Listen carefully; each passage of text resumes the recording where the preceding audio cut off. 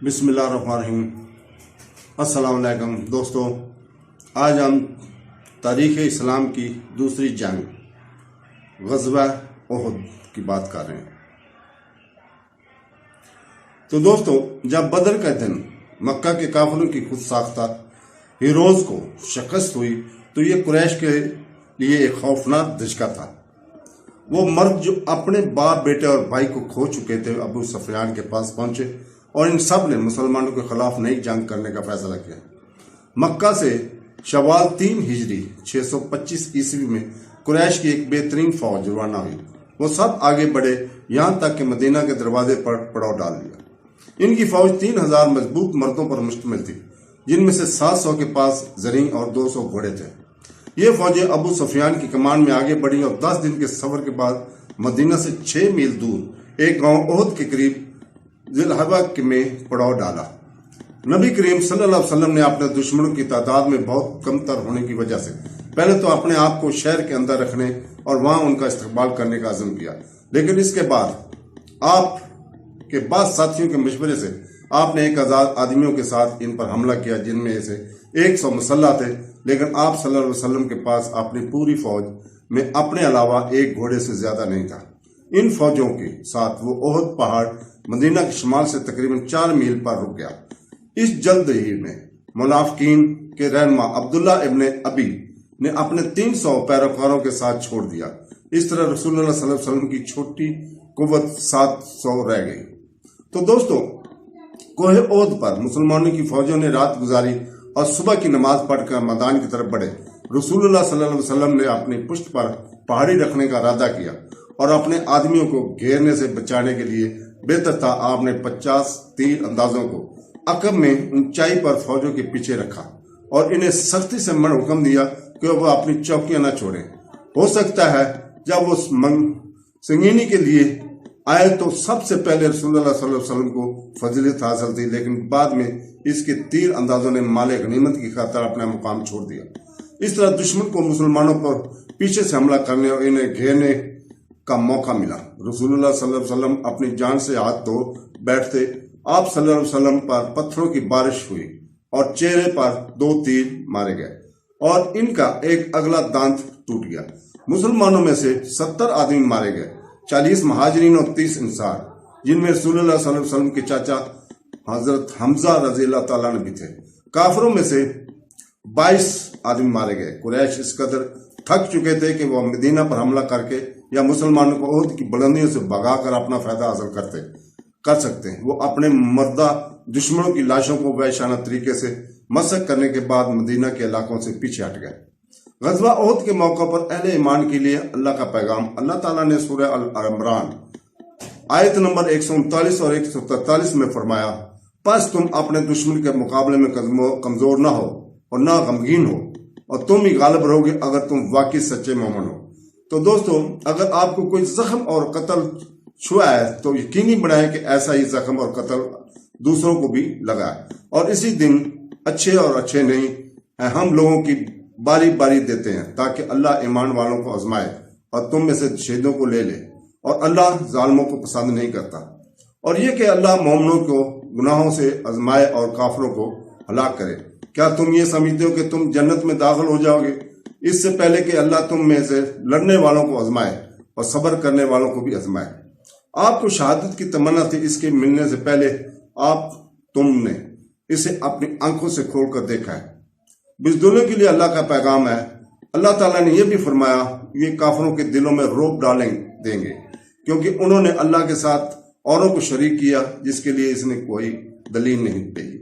ان کا ٹھکانہ جہنم ہے اور ظالموں کا ٹھکانہ کتنا برا ہے۔ اور بے شک اللہ نے تم سے اپنا وعدہ پورا کیا جب تم اپنے دشمنوں کو ان کے حکم سے قتل کر رہے تھے، یہاں تک کہ اس لمحے تک تم نے ہمت نہیں آ رہی اور حکم کے بارے میں جھگڑنے میں پڑ گئے، اور اس کے بعد اس نے تمہیں مال غنیمت کا دکھایا جس سے تم محبت کرتے ہو۔ تم میں سے کچھ ایسے ہیں جو دنیا کی خواہش رکھتے ہیں، کچھ آخرت کی خواہش ہیں۔ پھر اس نے تمہیں ان دشمنوں سے بھگا دیا تاکہ وہ تمہاری آزمائش کرے، لیکن یقیناً اس نے تمہیں معاف کر دیا، اور اللہ مومنوں پر بڑا مہربان ہے۔ اور یاد کرو جب تم خوف کے ساتھ کسی کی طرف آنکھ اٹھانے بغیر بھاگے تھے اور رسول صلی اللہ محمد صلی اللہ علیہ وسلم تمہارے عقب میں تمہیں واپس بلا رہے تھے، اللہ تعالیٰ نے آپ کو بدلے کے طور پر ایک کے بعد ایک تکلیف دی تاکہ آپ کو یہ سکھایا جائے کہ آپ اس چیز کا غم نہ کریں جو آپ سے بچ گئی تھی، اور نہ ہی آپ پر جو مصیبت آئی تھی، اور جو کچھ تم کرتے ہو اللہ اس سے باخبر ہے۔ تو دوستو، پھر تنگی کے بعد اس نے تم پر امن نازل کیا، تم میں سے ایک جماعت کو اونگ آ گئی جبکہ دوسری جماعت اپنے بارے میں سوچ رہی تھی کہ اپنے آپ کو کیسے بچایا جائے، دوسروں کو اور نبی کو نظر انداز کر کے، اور اللہ کے بارے میں غلط گمان کیا، یعنی جہالت کی انہوں نے کہا ہمارا اس معاملے میں کوئی حصہ ہے۔ آپ کہہ دیجیے بے شک معاملہ اللہ ہی کا ہے، وہ اپنے اندر وہ بات چھپاتے ہیں جو آپ پر ظاہر کرتے ہیں کہ ہمت نہیں کرتے۔ کہتے ہیں کہ اگر ہمارا اس معاملے سے کوئی تعلق ہوتا ہم سے کوئی بھی یہاں قتل نہ ہوتا۔ کہہ دو کہ اگر تم اپنے گھروں میں رہتے تو جن پر موت کا فیصلہ کیا گیا تھا وہ اپنی موت کی جگہ ضرور نکل جاتے، لیکن اس کے لیے اللہ تمہارے سینوں کی جانچ کر لے اور ماہی کو زمانے کے لیے پاکیزگی کے ساتھ جو تمہارے دلوں میں تھا، اور اللہ تمہارے سینوں کے سب کچھ جاننے والا ہے۔ حضرت محمد صلی اللہ علیہ وسلم اپنی فوج کو حکم دیتے ہیں۔ جنگ احد کے متعلق برا بن عذاب رضی اللہ تعالیٰ عنہ کی روایت کردہ پوری حدیث درج ذیل ہے، صحیح بخاری میں 3039۔ تو دوستو، رسول اللہ صلی اللہ علیہ وسلم نے عبداللہ بن جبر رضی اللہ تعالیٰ کو پیادہ سپاہیوں تیر اندازوں کا کمانڈر مقرر کیا، جو احد کے دن 50 تھے۔ آپ صلی اللہ علیہ وسلم نے انہیں ہدایت کی اپنی جگہ پر قائم رہو، اور جب تک کہ میں تمہیں نہ بھیجوں پرندے ہمیں چھنتے ہوئے دیکھو تو اسے مت چھوڑو، اور اگر تم دیکھو کہ ہم نے کافروں کو شکست دے دی ہے اور انہیں بھگا دیا ہے تب بھی نہ تم اپنی جگہ سے نہ نکلو جب تک میں تمہیں نہ بھیجوں۔ پھر کفار کو شکست ہوئی۔ اللہ کی قسم، میں نے عورتوں کو دیکھا کہ وہ اپنے کپڑے اٹھا کر بھاگ رہی ہیں اور ان کی چوڑیاں اور اپنی ٹانگیں ظاہر کر رہی ہیں۔ چنانچہ عبداللہ بن جبیر رضی اللہ تعالیٰ عنہ کے اصحاب نے کہا مال غنیمت، اے لوگو غنیمت تمہارے ساتھ یہ غالب ہو گئے، اب تم کس چیز کا انتظار کر رہے ہو؟ عبداللہ بن جبیر رضی اللہ تعالیٰ نے کہا کیا تم بھول گئے ہو کہ رسول اللہ صلی اللہ علیہ وسلم نے تم سے کیا کہا تھا؟ انہوں نے جواب دیا اس کی قسم، ہم لوگ کے پاس جائیں گے اور مال غنیمت سے اپنا حصہ جمع کریں گے، لیکن جب وہ ان کے پاس گئے تو شکست کھا کر واپس پلٹنے پر مجبور ہو گئے۔ اس وقت رسول اللہ صلی اللہ علیہ وسلم نے ان کے عقب میں انہیں واپس بلا رہے تھے۔ رسول اللہ صلی اللہ علیہ وسلم کے ساتھ صرف 12 آدمی رہ گئے اور کفار نے ہم میں سے 70 آدمیوں کو شہید کیا۔ جنگ بدر کے دن رسول اللہ صلی اللہ علیہ وسلم اور آپ کے اصحاب نے مشرکین کو 140 آدمیوں سے محروم کر دیا، جن میں سے 70 پکڑے گئے اور 70 مارے گئے۔ پھر ابو سفیان نے 3 بار پوچھا کیا محمد صلی اللہ علیہ وسلم ان لوگوں میں موجود ہے؟ رسول اللہ صلی اللہ علیہ وسلم نے صحابہ کرام رضی اللہ تعالیٰ کو حکم دیا کہ اس کا جواب نہ دیں۔ پھر آپ نے 3 بار پوچھا کیا ان لوگوں میں اپنے ابو بکر صدیق موجود ہے؟ اس نے 3 بار پھر پوچھا کیا ابن خطاب ان لوگوں میں موجود ہے؟ اس کے بعد وہ اپنے ساتھیوں کے پاس واپس اور کہا یہ مرد تو قتل ہو چکے ہیں۔ عمر رضی اللہ تعالیٰ عنہ اپنے آپ پر قابو نہ رکھ سکے اور ابو سفیان سے کہنے لگے تم نے جھوٹ بولا، اللہ کی قسم اے اللہ کے دشمن، آپ نے جن کا ذکر کیا ہے وہ سب زندہ ہے اور جو چیز آپ کو ناخوش کرے گی وہ ابھی باقی ہے۔ ابو سفیان نے کہا ہماری فوج آج کی فتح بدر کی لڑائی میں آپ کی تلافی کرتی ہے، اور جنگ میں فتح ہمیشہ غیر فیصلہ کن ہوتی ہے اور باری باری جنگجوؤں کی طرف سے شریک ہوتی ہے۔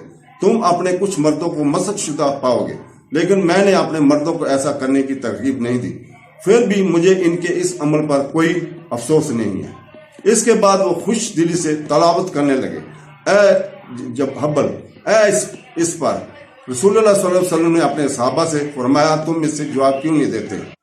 انہوں نے عرض کیا یا رسول اللہ ہم کیا کہیں؟ آپ صلی اللہ علیہ وسلم نے فرمایا کہو کہ اللہ تعالیٰ سب سے بلند اور بلند ہے۔ پھر ابو سفیان نے کہا ہمارے پاس عزا ہے اور آپ کے پاس عزا نہیں ہے۔ رسول اللہ صلی اللہ علیہ وسلم نے فرمایا اپنے ساتھیوں سے تم اسے جواب کیوں نہیں دیتے؟ انہوں نے پوچھا یا رسول اللہ ہم کیا کہیں؟ آپ صلی اللہ علیہ وسلم نے فرمایا تم کہہ دو کہ اللہ ہمارا مددگار ہے اور تمہارا کوئی مددگار نہیں ہے۔ مختلف کفار اسلام پر بہتان لگاتے ہیں۔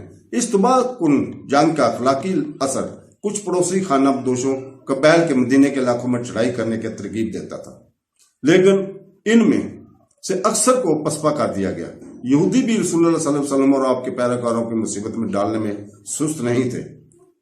انہوں نے اس کے لوگوں میں بے چینی پیدا کرنے کی کوشش کی، اسے اور اس کے پیروکاروں پر بہتان لگایا۔ انہوں نے قرآن کے الفاظ کا غلط تلفظ کیا تاکہ ان کا ایک جارحانہ مطلب نکالا جا سکے۔ انہوں نے اپنے شہروں کو بھی جو ثقافت ذہانت عالم میں اعلیٰ تھے، مسلمانوں میں فتنہ کے بیج بونے کے لیے اپنا رسوخ استعمال کیا۔ ان کا ایک ممتاز شہر جسے بنی نذیر کا کعب کہا جاتا ہے نے بدر میں شکست کے بعد مشرکین کے ناکامی پر کھلم کھلا افسوس کرنے میں کوئی کسر نہیں چھوڑی۔ رسول اللہ صلی اللہ علیہ وسلم اور آپ کے شاگردوں کے خلاف اپنے طنز اور بدر میں گرنے والے مکہ والوں پر ان کے تانوں سے کعب قریش کو انتقام کے اس جدون کی طرف مائل کرنے میں کامیاب ہو گیا جو عہد میں پھوٹ پڑا تھا۔ اس کے بعد وہ مدینہ واپس آیا جہاں اس نے رسول اللہ صلی اللہ علیہ وسلم اور مسلمانوں مردوں اور عورتوں پر انتہائی فاحش کردار کے ساتھ حملے جاری رکھے۔ اگرچہ اس کا تعلق قبیلہ بنی نذیر سے تھا جس نے مسلمانوں کے ساتھ معاہدہ کیا تھا اور ریاست کی داخلی اور خارجی حفاظت کا عہدہ کیا تھا، لیکن اس نے کھلم کھلا دولت مشترکہ کے خلاف اپنے اعمال کی ہدایت کی جس کا وہ رکن تھا۔ اس قبیلے سے تعلق رکھنے والا ایک اور یہودی جس کا نام سلام ہے نے مسلمانوں کے ساتھ اتنے سخت اور تلخ سلوک کیا۔ وہ اپنے قبیلے کی جماعت کے ساتھ مدینہ کے مغرب میں 5 دن کے فاصلے پر واقع ایک گاؤں خیبر میں رہتا تھا۔ اس نے پڑوسی عرب قبائل کو مسلمانوں کے خلاف اکسانے کی ہر ممکن کوشش کی۔ مسلم دولت مشترکہ نے کمیونٹی کے درمیان تحفظ کو یقینی بنانے کا مقصد کے ساتھ کعب اور سلام پر غیر قانونی سزا سنائی۔ تو دوستو، جنگ عہد کے بعد حملوں کو روکنا، بنی نذیر کے بے دخلی ہجرت کے 4تھے سال ہوئی۔ اس سال کا بقیہ حصہ آگے کا ابتدائی حصہ خانہ بدوش قبائل کے مسلمانوں کے خلاف دشمنانہ کوششوں کو دبانے اور مدینے کے علاقوں پر مختلف قتلانہ حملوں کو صدا دینے میں گزرتا۔ اسی نویت میں دمت الجدال کے عباسی عربوں کے عیسائی عربوں کے خلاف مہم تھی۔ ایک جگہ جو دمشق کے جنوب میں تقریباً 7 دن کی مسافت پر تھی، جنہوں نے شام کو ساتھ مدینہ کی آمد و رفت روک دی تھی اور مدینہ پر حملے کی دھمکی بھی دی تھی۔ تاہم یہ ڈاکو مسلمانوں کے قریب سے بھاگ گئے اور رسول اللہ صلی اللہ علیہ وسلم ایک پڑوسی سردار کے ساتھ معاہدہ کرنے کے بعد مدینہ واپس آ گئے، جسے آپ نے مدینہ کے علاقوں میں چراگاہ کی اجازت دے دی تھی۔ تو دوستو، جنگ عہد میں ابتدائی طور پر 70 ممتاز مسلمان شہید ہوئے، جن میں ہمارے نبی صلی اللہ علیہ وسلم کے پیارے چچا حضرت حمزہ بن عبد المطلب بھی شامل تھے۔ عہد کے شہداء کو میدان جنگ میں دفن کیا گیا جسے اب عہد کا قبرستان کہا جاتا ہے۔ اس لڑائی میں رسول اللہ صلی اللہ علیہ وسلم بھی زخمی ہوئے۔ عہد کی جنگ نے مسلمانوں کو لالچ، فوجی نظم و ضبط اور عاجزی کے بارے میں اہم سبق سکھایا۔ جنگ بدر میں ان کی پچھلی کامیابی کے بعد بہت سے لوگوں کے خیال تھا کہ فتح یقینی ہے اور اللہ کے فضل کی نشانی ہے۔ جنگ کے فوراً بعد قرآن کی ایک آیت نازل ہوئی۔ اللہ تعالیٰ اس جنگ کو ان کی ثابت قدمی کے عذاب اور امتحان دونوں کے طور پر بیان کرتا ہے۔ تو دوستو، سورہ آل عمران